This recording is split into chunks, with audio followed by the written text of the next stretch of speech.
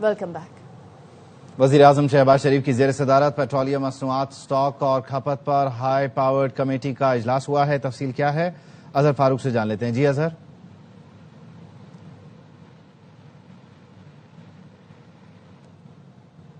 अजहर फारूक हमारे साथ मौजूद होंगे, उनसे तफसील जानने की कोशिश करेंगे। वज़ीर ख़जाना मोहम्मद औरंगज़ेब ने वज़ीर आज़म शहबाज शरीफ को इस इजलास में ब्रीफिंग दी, जिसमें बताया कि ऑफिसेज, तालीमी इदारे और खिदमात फराहम करने वालों के लिए वर्किंग दिनों में कमी का प्लान तैयार किया गया है। तालीमी इदारों में वर्चुअल निज़ाम, तालीम ऑफिसेज के लिए वर्क फ्राम होम का प्लान तैयार हुआ है। तमाम इक़दामात के बायस ईंधन स्टॉक का मौसर इस्तेमाल और तलब में कमी हो सकेगी। प्लान पर अमल दरामद और पेट्रोलियम मसनूआत की कीमतों में रद्दोबदल हफ्तावार करने का भी प्लान है। इजलास में ज़ख़ीरा अंदोज़ी और स्मगलिंग रोकने के लिए सख्त क्रैकडाउन का भी फैसला किया गया। वज़ीर आज़म शहबाज शरीफ की जानिब से आज अहम फैसले किए जाने का इम्कान है।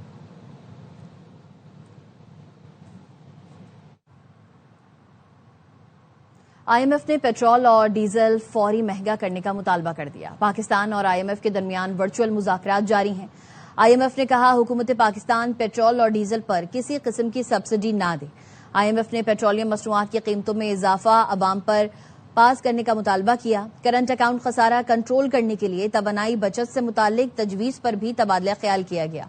पहले मरहले में स्कूल और कॉलेजेस को ऑनलाइन क्लासेस पर मुंतकिल करने की तजवीज़ है। दूसरे मरहले में यूनिवर्सिटीज और सरकारी दफातर को स्मार्ट वर्किंग पर मुंतकिल किया जाएगा। दुकानों और मार्केटों को खोलने और बंद करने के औकात मुकर्रर करने की तजवीज़ दी गई है। ग्रोसरी और रेस्टोरेंट्स के लिए डिलीवरी सर्विस इख्तियार करने की तजवीज़ भी दी गई। सिफारिशात के साथ एक जामे अमल दरामदी मंसूबा भी दिया जाएगा। मुल्क में पेट्रोलियम ज़खायर तसल्ली बख्श सतह पर हैं। वज़ीर आज़म को मुख्तलिफ सप्लाई रूट्स और कीमतों से मुतालिक ब्रीफिंग दी जाएगी। पेट्रोलियम मसनूआत की ज़ख़ीरा अंदोज़ी और गैर कानूनी मुंतकली रोकने के लिए सख्त इक़दामात की तजवीज़ है।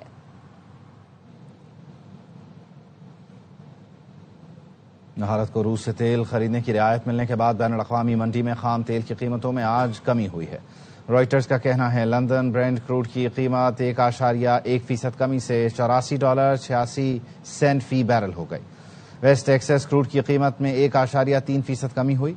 फी बैरल कीमत $79.93 हो गई।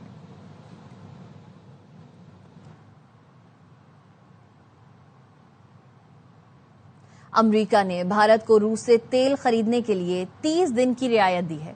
अमरीकी वज़ीर ख़ज़ाना स्कॉट बेसन ने एक्स पर लिखा, बैनुल अक़वामी मार्केट में तेल की सप्लाई बरकरार रखने के लिए अमरीकी महकमा ख़ज़ाना ने भारतीय रिफाइनरीज को रूस से तेल खरीदने के लिए 30 दिन की छूट दी है। ये जानबूझकर बहुत मुख्तसर मुद्दत के लिए छूट दी गई है। इसलिए ये रूसी हुकूमत को कोई खास माली फायदा नहीं देगा, क्योंकि इसका इतलाक सिर्फ उस तेल पर होगा जो अभी समंदर में फंसा हुआ है। स्कॉट बेसन ने मजीद लिखा, भारत अमरीका का अहम पार्टनर है। अमरीका में तेल और गैस की पैदावार तारीख की बुलंद तरीन सतह पर पहुंच गई है। उम्मीद है नई दिल्ली अमरीका से तेल की खरीदारी में इजाफा करेगा। अमरीकी वज़ीर ख़ज़ाना ने वाज़ेह किया कि ये तेल की आलमी सप्लाई से मुताल्लिक ईरान के दबाव के पेश नज़र किया जा रहा है।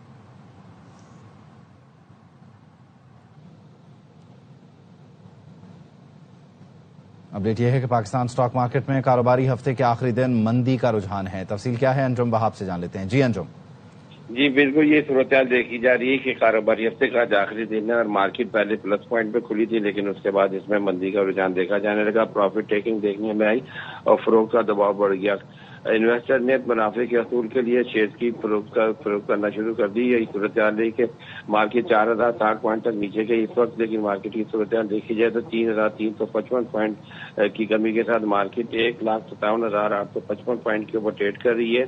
तकरीबन 2.13% मार्केट नीचे गिर चुकी है।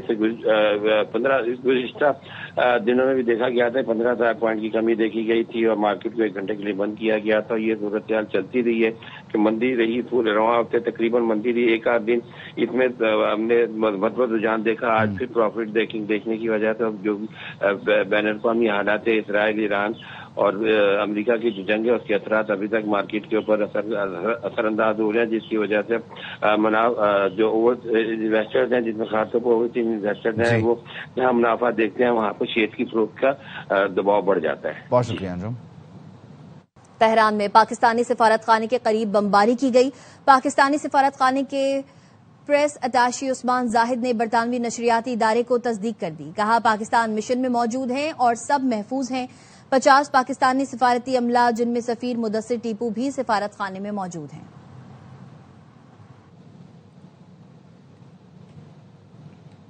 امریکہ اور اسرائیل کے ایران پر حملے 7ویں روز میں داخل ہو گئے۔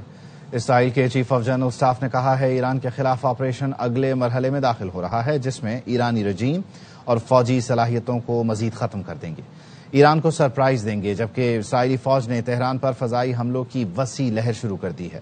جنگی طیارے تہران میں انفراسٹرکچر پر حملے کر رہے ہیں۔ الجزیرہ اور ایرانی خبر ایجنسی کا کہنا ہے تہران پر جنگی طیاروں کی پروازیں جاری ہیں۔ دارالحکومت میں اب تک کی شدید بمباری کی گئی، تہران یونیورسٹی کو نشانہ بنایا گیا، رہائشی علاقوں پر بھی حملے کیے گئے۔ اسرائیلی اہداف میں وسطی تہران میں ایران کی ملٹری اکیڈمی بھی شامل تھی۔ مشرقی اور جنوبی تہران، اصفہان، شیراز اور کرمان شاہ میں زوردار دھماکے ہوئے۔ ایران ٹی وی کے مطابق تہران میں 2 ڈرونز تباہ کر دیے گئے۔ ایران پر ہفتے سے جاری امریکی اور اسرائیلی حملوں میں شہادتوں کی تعداد 1230 سے تجاوز کر گئی، جبکہ سینکڑوں افراد زخمی ہیں۔ ہلال احمر کے مطابق ایران میں 3000 سے زائد گھر، 3600 سے زائد شہری اور 528 سے زائد تجارتی مقامات نشانہ بن چکے ہیں۔ 14 طبی اور ہلال احمر کے 9 مراکز کو بھی نقصان پہنچا۔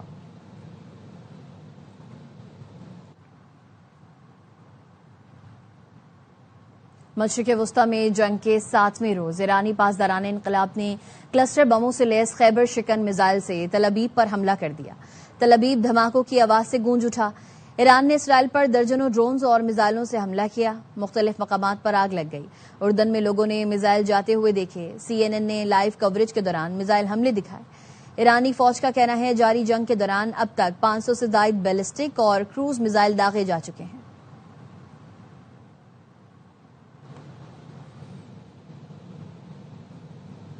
بحرین کی دارالحکومت منامہ میں ایرانی ڈرون نے اسرائیلی سفارت خانے کو نشانہ بنایا۔ ایرانی خبر ایجنسی کے مطابق رات گئے شہر کے فائنینشل ہاربر ٹاورز میں واقع کمرشل کمپلیکس کو نشانہ بنایا گیا، جہاں اسرائیلی سفارت خانہ واقع ہے۔ رائٹرز کے مطابق ایرانی ڈرونز کو کمپلیکس کے قریب تباہ کر دیا گیا۔ سعودی وزیر دفاع نے ایکس پر لکھا الخرج گورنری میں واقع پرنس سلطان ایئر بیس کی جانب داغے گئے 3 بیلسٹک میزائل تباہ کیے گئے۔ ایک کروز میزائل بھی الخرج میں فضائی میں تباہ کیا گیا۔ مشرقی اور شمالی ریاض میں 4 ڈرونز بھی مار گرائے۔ الجزیرہ کا کہنا ہے اردن کے شہر اربد میں متعدد ڈرونز مار گرائے گئے۔ عراقی مسلح گروپ نے اردن پر ڈرون حملے کا دعویٰ کیا ہے۔ قطر کے دارالحکومت دوحہ میں بھی ڈرون حملہ ناکام بنایا گیا۔ قطری وزارت دفاع نے بتایا ایئر ڈیفنس سسٹم نے العدید ایئر بیس پر حملہ آور ڈرون کو مار گرایا۔ قطری حکام نے شہریوں کو گھروں میں رہنے کی ہدایت کی ہے۔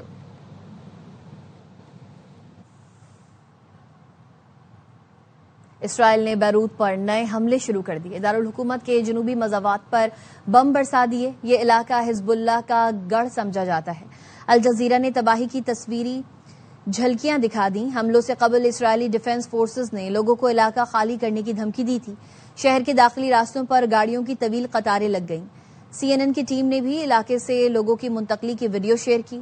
حزب اللہ کا کہنا ہے شہری انفراسٹرکچر کی تباہی جبری انخلا کی مہم کو چیلنج کے بغیر نہیں چھوڑا جائے گا۔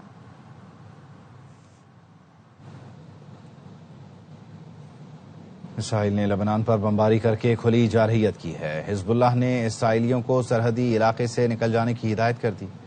اپنے ٹیلی گرام چینل پر جاری بیان میں حزب اللہ نے کہا اسرائیلی سرحدی لائن سے 5 کلومیٹر کے اندر موجود تمام بستیاں خالی کر دیں۔ اسرائیلی فوج کو شہری انفراسٹرکچر کی تباہی کا جواب دیے بغیر نہیں چھوڑا جائے گا۔ اسرائیلی ڈیفنس فورسز کا کہنا ہے ہمارے لوگوں کو نہ ڈرائیں، حزب اللہ نے خود اس جنگ کا انتخاب کیا ہے، اب نتائج بھگتنا ہوں گے۔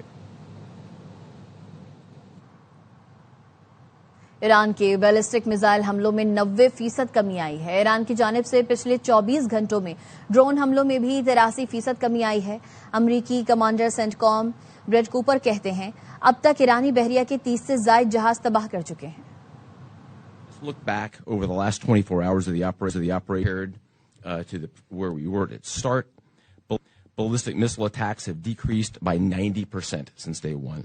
Drone attacks have decreased by 83% since day one. Our strikes against the Iranian Navy have intensified. You may have heard the president say just a little while ago that we have sunk or destroyed 24 ships. That was true at the moment. We're now up over 30 ships. And in just the last few hours, we hit an Iranian drone carrier ship, roughly the size of a World War II aircraft carrier. And as we speak, it's on fire. واپس آئیں گے break کے بعد۔ ساتھ رہیے۔ Welcome back. Trump انتظامیہ کے حکام آج امریکی دفاعی کمپنیوں کے نمائندوں سے ملاقات کریں گے. ہتھیاروں کی تیاری پر بات چیت کی جائے گی. بی بی سی کے مطابق وائٹ ہاؤس کے ایک اہلکار نے تصدیق کی ہے کہ یہ ملاقات وائٹ ہاؤس میں ہوگی اور اس میں لاک ہیڈ مارٹن اور آر ٹی ایکس ریتھیون کی پرنٹ کمپنی سمیت دیگر ادارے شریک ہوں گے. خبر رساں ادارے رائٹرز کے مطابق گفتگو کا محور ہتھیاروں کی پیداوار کو تیز کرنا ہوگا. پینٹاگون ایران پر حملوں اور دیگر فوجی کارروائیوں کے بعد اپنے ذخائر کو دوبارہ بڑھانے کی کوشش کر رہا ہے. مشرق وسطی پر حملوں میں معصوم بچے جنگ کا ایندھن بننے لگے. یونیسیف کا کہنا ہے ہفتے کے اختتام تک امریکی اور اسرائیلی حملوں میں 200 بچے شہید ہو چکے ہیں. یونیسیف کا کہنا ہے ان میں 181 بچے ایران میں شہید ہوئے جبکہ 7 بچے لبنان اور 1 بچہ کویت میں شہید ہوا. یونیسیف کا کہنا ہے بچے جنگیں شروع نہیں کرتے ہیں لیکن وہ ناقابل قبول حد سے زیادہ قیمت ادا کرتے ہیں. مشرق وسطی میں فوجی کشیدگی نے پہلے ہی بچوں پر تباہ کن اثرات مرتب کیے ہیں. پاسداران انقلاب کا کہنا ہے امریکی اور اسرائیلی حملوں میں ایران کے شہر مناب میں لڑکیوں کے اسکول کو نشانہ بنایا گیا جس میں 175 بچے شہید ہوئے.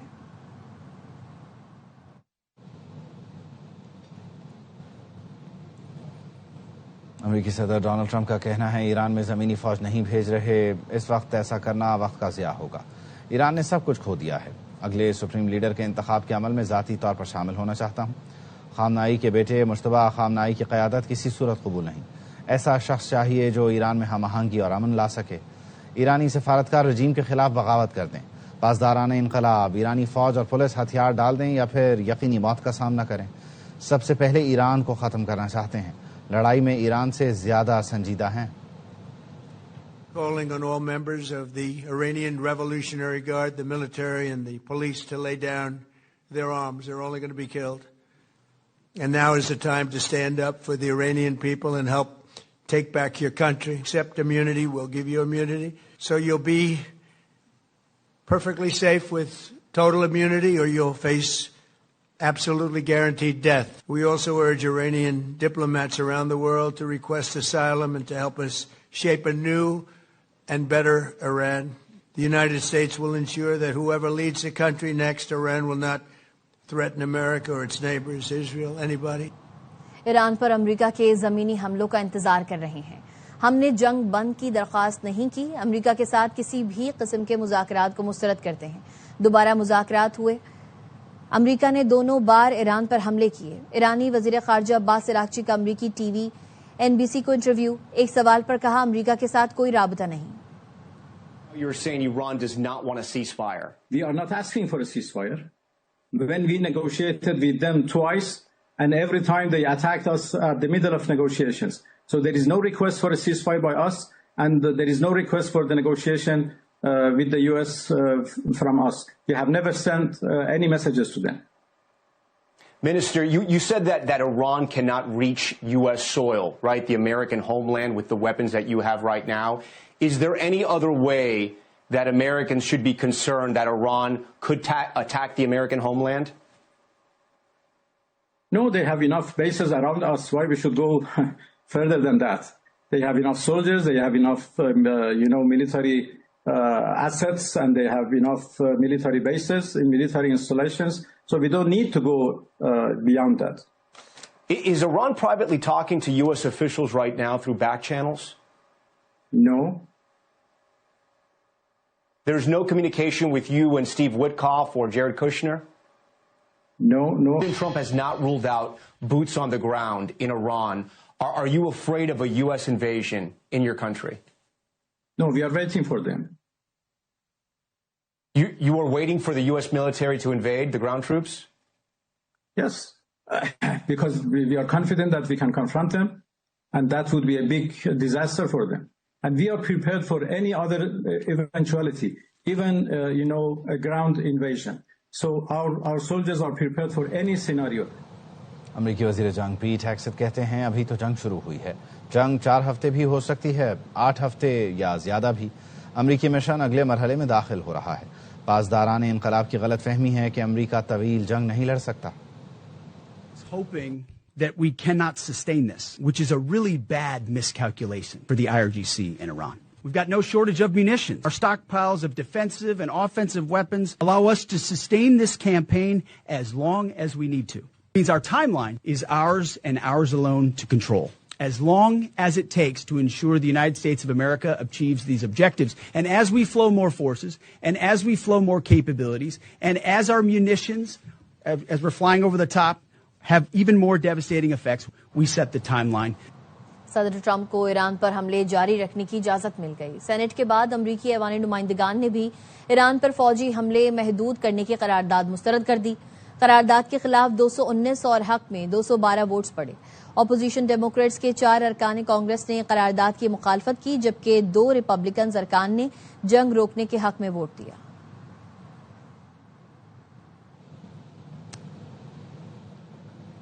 دبئی کے ولی عہد شہزادہ حمدان اور سعودی وزیر دفاع خالد بن سلمان کا ٹیلیفونک رابطہ ہوا.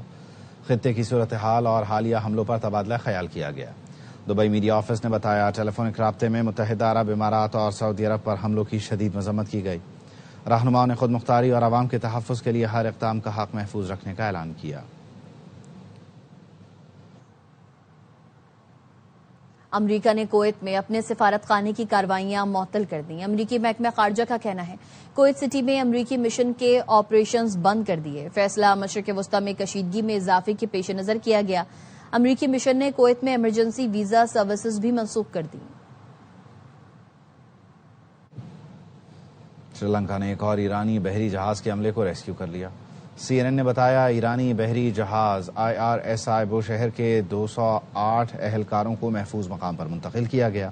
ایرانی جہاز کو انجن خرابی کی وجہ سے سری لنکا میں لنگر انداز ہونے کی اجازت دی گئی. ریسکیو کیے گئے عملے کو کولمبو پورٹ اور جہاز کو ٹرکومالی بندرگاہ لے جایا گیا ہے. ایک روز قبل بھی سری لنکا نے ایرانی جنگی جہاز کے 30 اہلکاروں کو ریسکیو کیا تھا. امریکی حملے میں ایرانی جہاز IRIS دینا تباہ ہو گیا تھا. 80 سے زائد افراد جاں بحق ہوئے تھے. سری لنکن صدر کا کہنا ہے سری لنکا ایک غیر جانبدار ملک ہے اور عالمی قوانین کا احترام کرتا ہے.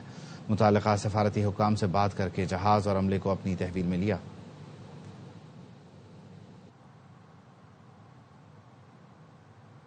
کردوں کو استعمال کرنے کی کوشش نہ کریں، تنہا چھوڑ دیں، ہم کرائے کی بندوقیں نہیں ہیں.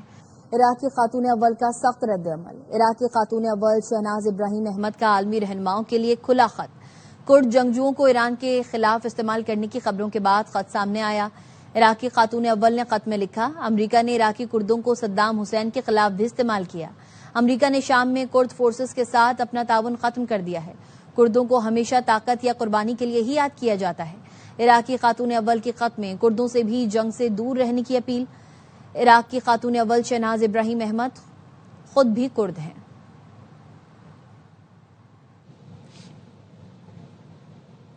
اٹلی نے تہران میں اپنا سفارت خانہ عارضی طور پر بند کر دیا. میڈیا سے گفتگو میں اطالوی وزیر خارجہ نے بتایا سیکورٹی خدشات کے باعث تہران میں سفارت خانے کو عارضی طور پر بند کیا ہے. سفارتی عملے کو باکو منتقل کر دیا گیا. ایران کے ساتھ سفارتی تعلقات منقطع نہیں کیے.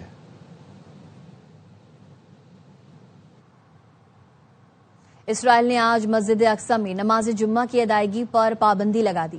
اسرائیلی سول ایڈمنسٹریشن کے سربراہ بریگیڈیئر جنرل ہشام ابراہیم نے اسرائیلی فوج کے پلیٹ فارم المنسک کے ذریعے اعلان کیا کہ سیکیورٹی خدشات کے باعث یہ فیصلہ کیا گیا. یروشلم کے قدیم شہر میں موجود تمام مقدس مقامات جمعے کو بند رہیں گے، جن میں مسجد اقصی، مغربی دیوار اور چرچ آف ہولی سیپلکر شامل ہیں. کسی بھی مذہب کے عبادت گزاروں یا زائرین کو داخلے کی اجازت نہیں ہوگی. واپس آئیں گے بریک کے بعد. ساتھ رہیے. Welcome back. 10 ارب روپے ہرجانہ کیس میں حق دفاع ختم کرنے کے خلاف کیس. سپریم کورٹ میں بانی پی ٹی آئی کی نظر ثانی درخواستوں پر سماعت ہوئی.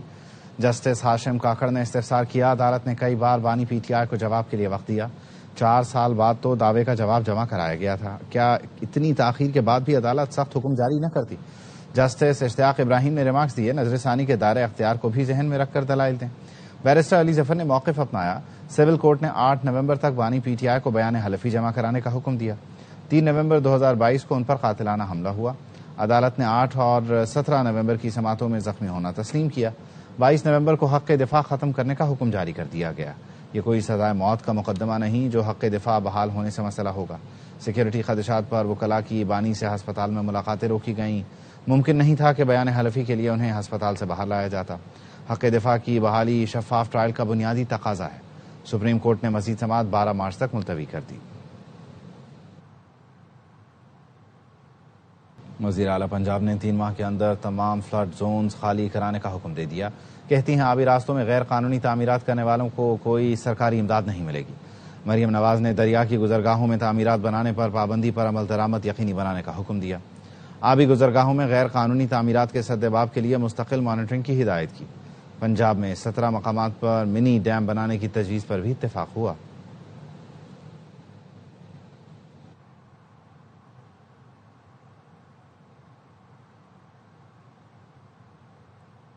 سندھ ہائی کورٹ نے ٹریفک حادثات کے مقدمات چیئرمین NHA اور IG موٹر وے کے خلاف درج کرنے کا حکم دے دیا ہے۔ تفصیل بتائیں گے اصغر عمر۔ جی اصغر۔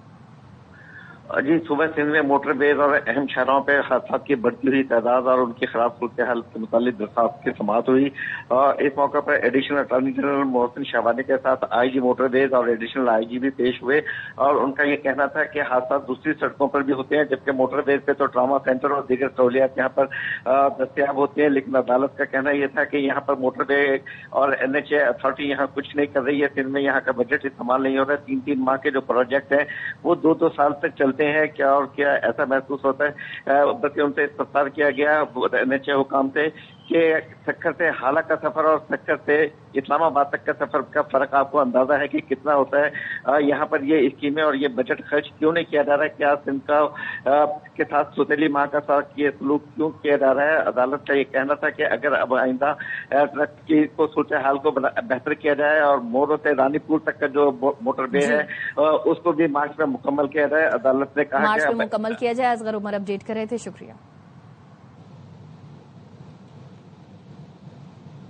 بنوں میں تباہی کے 2 بڑے منصوبے ناکام بنا دیے گئے۔ DPO کی جانب سے کیا تفصیل شیئر کی گئی ہے؟ احسان خٹک سے جان لیتے ہیں۔ جی احسان۔ جی بالکل، یہ 2 واقعات جو ہیں اس کو بمبئی سوز اسکواڈ نے وقت کارروائی کرتے ہوئے تباہی کا بڑا منصوبہ جو ہے ناکام بنا دیا ہے۔